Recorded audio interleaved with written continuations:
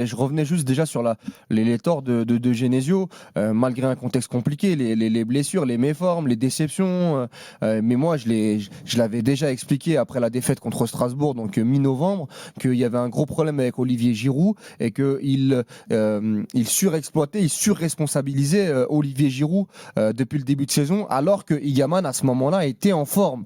Et ça, pour moi, c'est un problème. Il n'a pas fait travailler son équipe avec Igaman. Le statut d'Olivier Giroud prédominait dans ses choix et qu'à un moment, fallait pas s'étonner qu'Olivier Giroud, qui est le capot qui fume à 39 ans en Ligue 1, alors qu'il a eu une saison quasi blanche, en tout cas une saison compliquée en MLS l'année dernière. Et ça, pour le coup, il récolte ça, même si bien évidemment il a la malchance de voir un Igaman qui revient blessé. Mais je trouve que ça a quand même bon dos parce que même son management et sa communication, Karine, j'ai entendu sa conférence de presse d'avant-match d'Europa League où il explique, moi il me faut un attaquant qui met 10 à 15 buts en Ligue 1.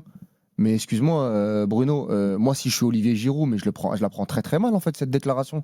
Ça veut dire en fait, non, mais nous en fait il nous faut ce mec-là. Donc en fait, en début de saison, tu avais Igaman et Olivier Giroud. Igaman, tu l'as sous-exploité quand Giroud était là. Tu m'as pressé Giroud comme un citron jusqu'au bout.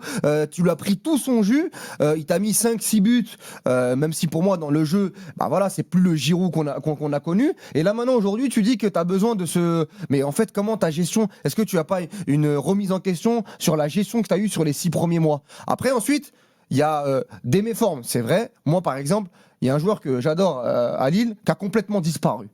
Bon, il est revenu hier, il a joué, mais entre ses absences et ses méformes, c'est Fernandez Pardo. Oui. Fernandez Pardo, le mec, c'était une Formule 1. Et il allait à 10 000 au mois de septembre. C'était contre Vigo quand même. Vigo, c'était un peu mieux pour le coup. Non, c'est mieux, mais après, le problème de Fernandez Pardo, c'est qu'il y a beaucoup de volume. Ouais. Ça fait partie de ces ailiers jeunes, plein de personnalités, mais le problème, c'est qu'il y a très peu de choses à la fin, mais il l'a complètement enlevé. Pourquoi? On ne le sait pas. Peut-être que Fernandez Pardo n'était pas bon à l'entraînement, il avait un mauvais comportement. Donc, tu rajoutes à ça les quelques blessures, Alexandrou qui t'a fait beaucoup de mal derrière, les méformes, André qui manque actuellement. André qui manque actuellement. Surtout les départs à la CAN. Voilà, et plus les départs à la CAN.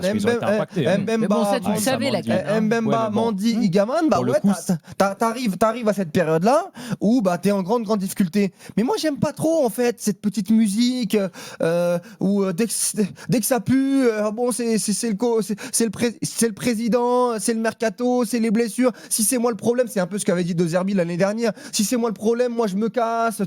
En fait, tu sais que c'est une fausse démission. Tu sais parce que s'il veut vraiment partir, il se barre. Voilà, tu sais qu'Olivier Létang, en fait, il veut mettre un petit électrochoc là-dessus. Mais moi, je respecte, il fait ce qu'il veut, Genesio. Mais le gros problème, c'est qu'attention, parce qu'après, derrière, ça devient un peu comme Francaise, où en fait, tu te dis, est-ce qu'il veut se barrer? Est-ce qu'il veut rester? Est-ce qu'il prend les gens par les sentiments? Est-ce qu'il prend les supporters par les sentiments? Donc attention là-dessus.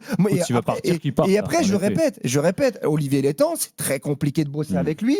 On le sait, mais ça, Genesio, il le savait. Oui. Il est très très bon, Genesio. Quand il arrive à Lille, il a eu les échos à Rennes d'Olivier Létang. Tout le monde le sait dans le milieu. Tout le monde le sait, c'est monnaie courante, tout le monde le dit. Donc voilà, dans cette situation, j'ai un peu ces sentiments qui s'entremêlent. Qui font que j'ai pas l'analyse tranchée, mais attention parce que ça va commencer à puer, Karine, cette histoire, parce que là tu as un match contre Strasbourg à la maison et puis surtout tu joues Fribourg qui est invaincu en Première Ligue, et Fribourg c'est une vraie équipe en Europa League.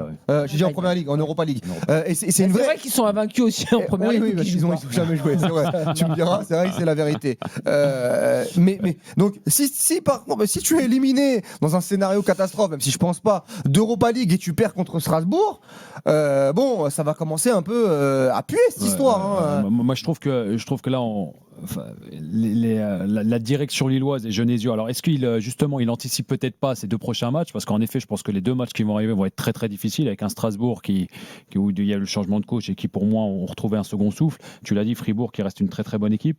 Je pense que le bilan dans 2 matchs risque d'être beaucoup plus grave qu'actuellement. Moi je l'ai dit, sur ces 4 matchs aussi, alors évidemment quand tu t'appelles Lille et que tu as des ambitions comme c'était le cas en début de saison, tu dois arriver à faire des résultats contre les équipes que j'ai données un peu plus tôt.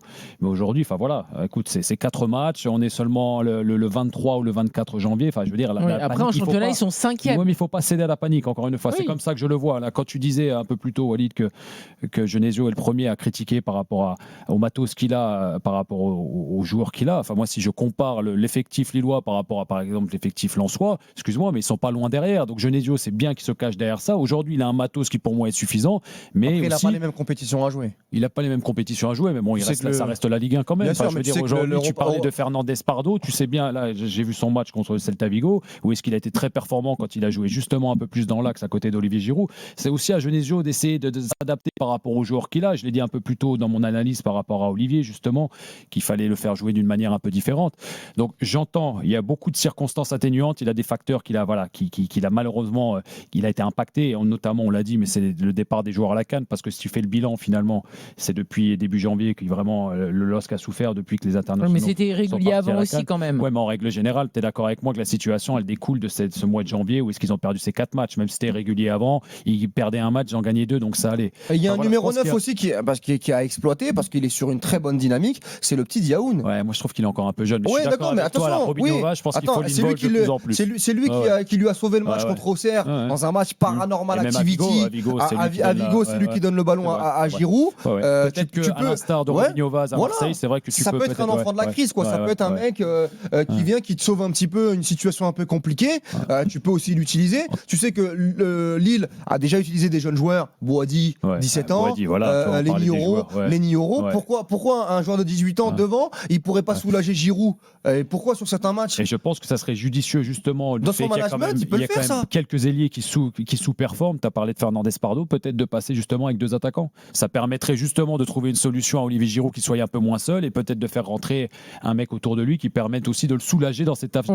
Tu penses que c'est à cause de ça que les joueurs justement ils y vont dilettantes parce qu'ils savent que l'entraîneur part dans 6 mois? Ils vont pas s'aborder une saison quand même. Par contre, ça je t'assure, Walid, moi ça m'est arrivé dans un cas où je savais que l'entraîneur avait signé dès janvier pour le Standard de Liège quand j'étais en Belgique, et je dois t'avouer que j'en suis pas fier. On était quelques joueurs un petit peu à lever pied parce qu'on savait que 6 mois plus tard, alors c'est pas professionnel, je te l'accorde. C'est un coming out ce soir, il y a beaucoup de choses qu'on ne fait pas fier ce soir.